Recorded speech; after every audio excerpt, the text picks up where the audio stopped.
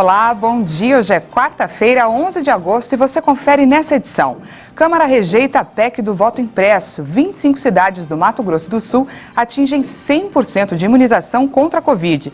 Já a Alemanha encerra testes gratuitos para o coronavírus. E Singapura é exemplo ao transformar esgoto em água potável.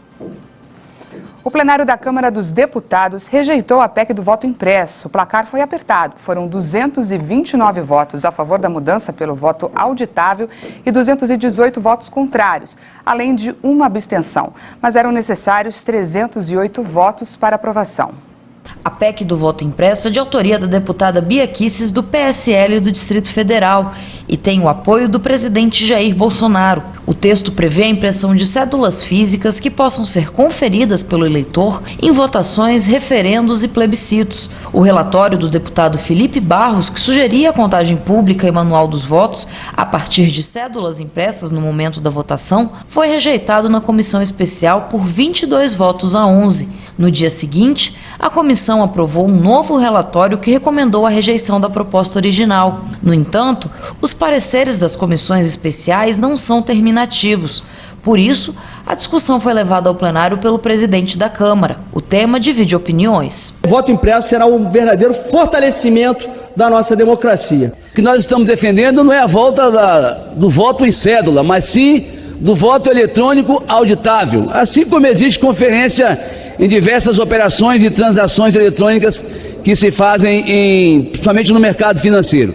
Outros itens estavam na pauta do plenário desta terça-feira. Entre eles, a medida provisória 1045, que prorroga o programa de manutenção de emprego e renda. Com a votação, a proposta do voto impresso foi arquivada e as eleições seguem com o formato atual, com a urna eletrônica sem impressão de comprovante. Já a prorrogação do programa de manutenção de emprego foi aprovada. O Senado também aprovou um projeto que substitui a Lei de Segurança Nacional. O novo texto sobre crimes contra o Estado Democrático de Direito já foi aprovado na Câmara e agora vai para a sanção do presidente Jair Bolsonaro.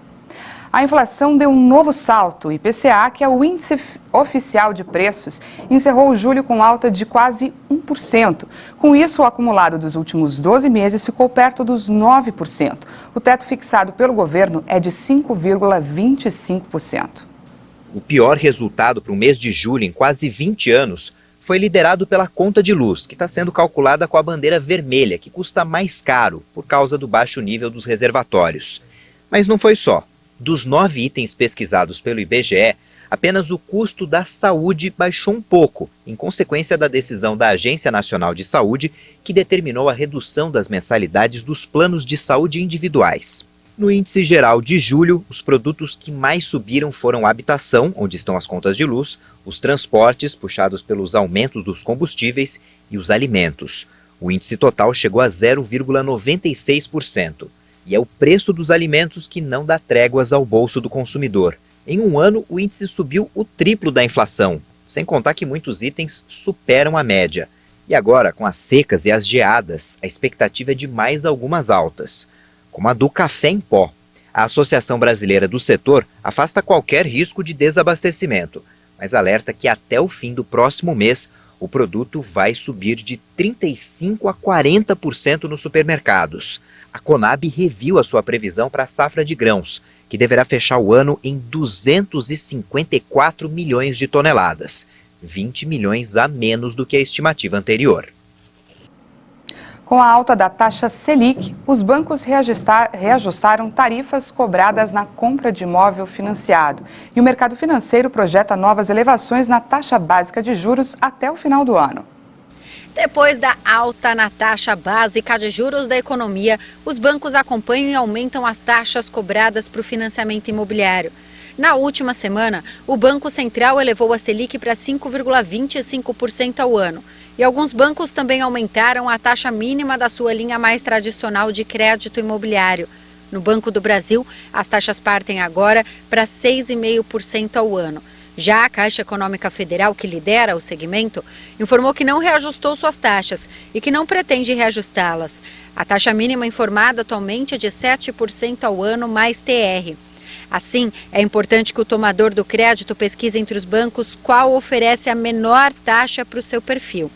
Além da taxa de juros, devem ser considerados também os seguros obrigatórios, o sistema de amortização utilizado, além do pacote de serviços exigidos pelo banco para garantir a taxa ofertada. Segundo dados do Banco Central, as taxas médias do crédito imobiliário chegaram a atingir 6,3% ao ano em março e agora estão em torno de 7,5% ao ano. Com a expectativa de novos aumentos da taxa básica de juros, a Selic, e das taxas de longo prazo, o crédito imobiliário deve ficar um pouco mais caro nos próximos meses. A Caixa Econômica Federal liberou hoje para saques e transferências a 4ª parcela do auxílio emergencial para os nascidos no mês de julho que não fazem parte do Bolsa Família. Antes, a movimentação só era possível através do aplicativo Caixa Tem. O calendário oficial de pagamento da 5ª parcela ainda não foi divulgado. O ex-governador de São Paulo e senador pelo PSDB, José Serra, tirou licença do cargo para tratar de uma enfermidade degenerativa do sistema nervoso central, a doença de Parkinson. A equipe do senador informou em nota que José Serra ficará de licença pelos próximos 4 meses. Nesse período, o ex-candidato à presidência também vai tratar um distúrbio do sono. Ele passou por exames neurológicos que indicaram doença de Parkinson em estágio inicial. O comunicado informou que José Serra, de 79 anos, está em bom estado de saúde. Em junho, Serra chegou a ser internado com Covid-19.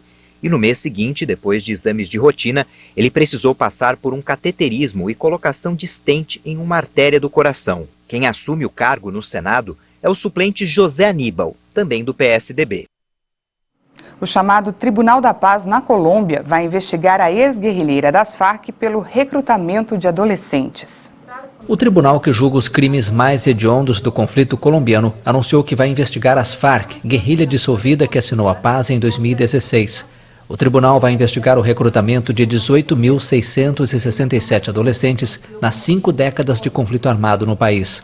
Segundo o tribunal, pelo menos 5.691 dos casos correspondem a menores de 14 anos de idade, o que viola as regras do direito internacional humanitário. Em um comunicado, a JEP informou que as Farc recrutaram e utilizaram sistematicamente para o desenvolvimento do conflito armado meninos e meninas desta faixa etária. A investigação vai priorizar os casos ocorridos entre 1996 e 2006. Um grupo de ex-combatentes da guerrilha foi chamado para dar sua versão voluntária dos fatos. Os juízes devem então decidir se apresentam denúncias por crimes internacionais, incluindo desaparecimento forçado, homicídio e violência sexual associados ao recrutamento de menores. A Alemanha decidiu encerrar a testagem gratuita para o coronavírus. O principal objetivo com a medida é reativar a campanha de vacinação que está desacelerando. Também peço a todos vocês, amigos, conhecidos, familiares que já podem ser vacinados, que promovam a vacinação no seu círculo familiar, amigos, esportistas, porque é uma proteção para todos nós. Dass andere sich auch impfen lassen, weil es einfach ein Schutz für uns alle ist. A partir de 11 de outubro, quem não quiser se vacinar vai ter que pagar um teste para comprovar que é negativo para a Covid, para poder acessar cinemas, restaurantes e academias. Os testes gratuitos vão seguir em vigor apenas para quem não pode se vacinar por razões médicas, mulheres grávidas ou crianças para as quais ainda não existe um imunizante adequado. A chanceler alemã Angela Merkel destacou que a decisão foi tomada já que há doses de vacinas suficientes para todos os cidadãos. De acordo com o Instituto Robert Koch, encarregado de monitorar a saúde pública no país, mais de 62% da população alemã recebeu ao menos uma dose e quase 55% está completamente imunizada. Há semanas, o debate tem aumentado sobre como convencer os relutantes sem tornar a vacinação obrigatória. O presidente dos Estados Unidos, Joe Biden, pediu aos líderes do Afeganistão para se unirem contra os insurgentes talibãs e reforçou que não lamenta a decisão da retirada de tropas americanas do país. O presidente americano Joe Biden disse que não lamenta a decisão de retirar até o dia 31 de agosto os últimos militares americanos do Afeganistão. O democrata garantiu que as autoridades americanas vão manter sua promessa de continuar apoiando o exército afegão logística e financeiramente.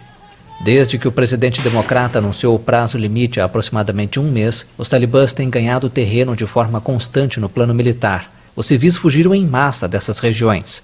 Os talibãs agora controlam 8 das 34 capitais provinciais do Afeganistão, inclusive 6 das 9 no norte do país. Os combates continuam nas outras 3 capitais restantes. Também continuaram fortalecendo seu controle ao redor de Mazar-e-Sharif, a maior cidade do norte. Se terminar conquistada pelos insurgentes, o governo afegão já não teria nenhum controle no conjunto desta região, que tradicionalmente se opõe ferozmente aos talibãs. E vamos à previsão do tempo. A frente fria avança no sul do país. No Rio Grande do Sul, as temperaturas voltam a ficar mais firmes. Tem previsão de geada em algumas regiões. Em Santa Catarina, a temperatura mínima prevista é de 12 graus e a máxima pode chegar a 16. Em Cuiabá, o dia pode ser quente com máxima de 31 graus.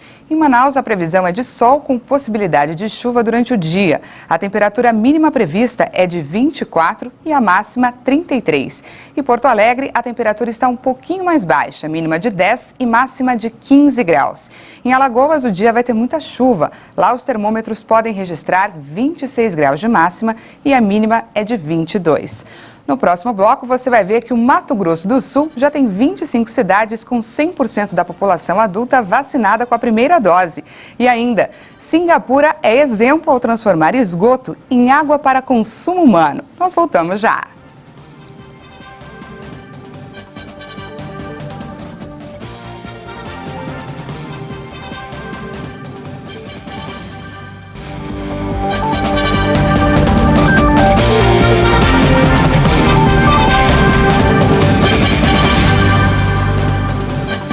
Estamos de volta, agora são 8 horas e 45 minutos pelo horário de Brasília. Pelo 11º dia seguido, a média móvel de mortes por Covid ficou abaixo de 1.000. O total de óbitos se aproxima de 565 mil. O Ministério da Saúde confirmou que o Brasil tem mais 1.211 mortes por Covid-19. No total, o país já contabiliza 564.763 vítimas. De um dia para o outro, também foram registrados mais 34.885 novos casos. Desde o início da pandemia, são mais de 20.212.000 infecções confirmadas. A média de mortes pelo coronavírus em 7 dias é de 906 vítimas diárias. É o 11º dia que o indicador fica abaixo de 1.000. Em comparação à média de 14 dias atrás, a variação foi de menos 17% e aponta a tendência de queda. A média diária de novos casos está em 32.404. Isso representa uma variação de menos 30% em relação aos casos registrados na média há 2 semanas, o que também indica queda. E hoje, no mapa da pandemia por regiões, 3 unidades da federação apresentam alta nas mortes: Distrito Federal, Rio Grande do Norte e Roraima. Em estabilidade estão 12 estados. E outros 12 estados registram queda: Acre, Alagoas, Bahia, Mato Grosso do Sul, Paraná, Pernambuco, Piauí, Rio de Janeiro, Rio Grande do Sul, Santa Catarina, Sergipe e Tocantins. E agora vamos falar de vacinação. O Brasil já aplicou mais de 156.399.000 doses de vacinas até agora. E olha só, em um dia foram aplicadas mais de 2 milhões de doses. De acordo com o Ministério da Saúde e as secretarias estaduais de saúde, o número de brasileiros que tomaram a primeira dose já passou de 109.419.000. Isso equivale a 51,6% da população, enquanto mais de 46.980.000 pessoas tomaram a segunda dose. O resultado representa mais de 22% da população brasileira. Entre os estados que mais aplicaram a primeira dose estão São Paulo, com quase 63% da população vacinada, e o Rio Grande do Sul e Mato Grosso do Sul aparecem na sequência com mais de 55% da população já com a primeira dose. E por falar em Mato Grosso do Sul, 25 cidades do estado atingiram 100% de imunização em primeira dose no público até os 18 anos de idade. E para que possam abrir a vacinação para adolescentes sem comorbidades e crianças, é preciso que os municípios cheguem a 60% de aplicação da segunda dose. A capital abriu 3 pontos de imunização para vacinar o público com 20 anos ou mais. Quem tomou a primeira dose de AstraZeneca até o dia 30 de maio e da Pfizer até o dia 10 de junho também pôde se vacinar. A família inteira já tinha pego e eu estava meio receosa, mas Deu certo, tá todo mundo feliz, agora tá todo mundo vacinado. Os últimos lotes de vacina que chegaram ao estado foram divididos entre a capital e outros 53 municípios. 25 cidades não receberam porque já vacinaram 100% da população com mais de 18 anos. Entre elas estão as 13 cidades da fronteira que participam do estudo com a vacina de dose única da Janssen. Com 81% da população vacinada com a primeira dose e quase 35% vacinada com as 2 doses, Mato Grosso do Sul já começa a traçar estratégias para abrir a vacinação para adolescentes sem comorbidades. Segundo o secretário-geral do Resende, os municípios deverão atingir metas de aplicação das chamadas D1 e D2 para iniciar a imunização dos menores de idade. Vamos construir junto com os secretários municipais de saúde, através da sua entidade, o COSEMES, que é o Conselho de Secretários Municipais de Saúde, uma proposta que seja consensual. Acredito que a gente pode avançar para, nas próximas remessas de vacina, os municípios que atingirem 90% da população tomando a primeira dose e 60% da população tomando a segunda dose, que possam iniciar a vacina nos abaixo de 18 anos, desde que o faça escalonado.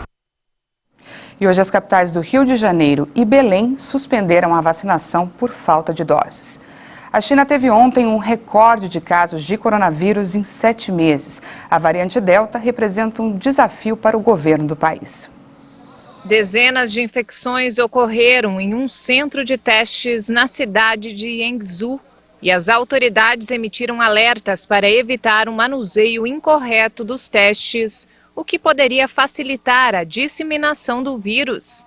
A imprensa estatal descreveu o surto atual como o mais sério desde o surgimento do coronavírus no final de 2019, na cidade de Wuhan. O país conseguiu reduzir o número de infecções a quase zero, permitindo a retomada da atividade econômica, embora com algumas restrições. Mas agora os casos estão aumentando novamente, já que a variante Delta atesta os esforços de Pequim para controlar a pandemia. Nesta terça-feira foram registradas 143 novas infecções por coronavírus, sendo 108 transmitidas localmente. Outro surto ocorreu entre os trabalhadores da limpeza no aeroporto de Nanjing, que mais tarde se espalhou para outras partes do país. Mas as autoridades deram uma mensagem de confiança e consideram que os novos surtos são controláveis.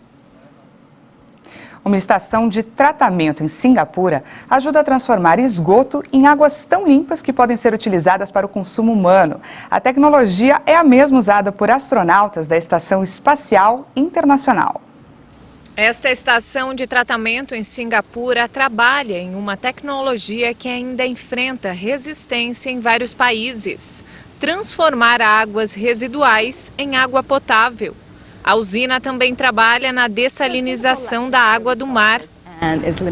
Singapura carece de recursos naturais e é muito pequena, por isso sempre buscamos formas de explorar as fontes de água e aumentar nosso abastecimento.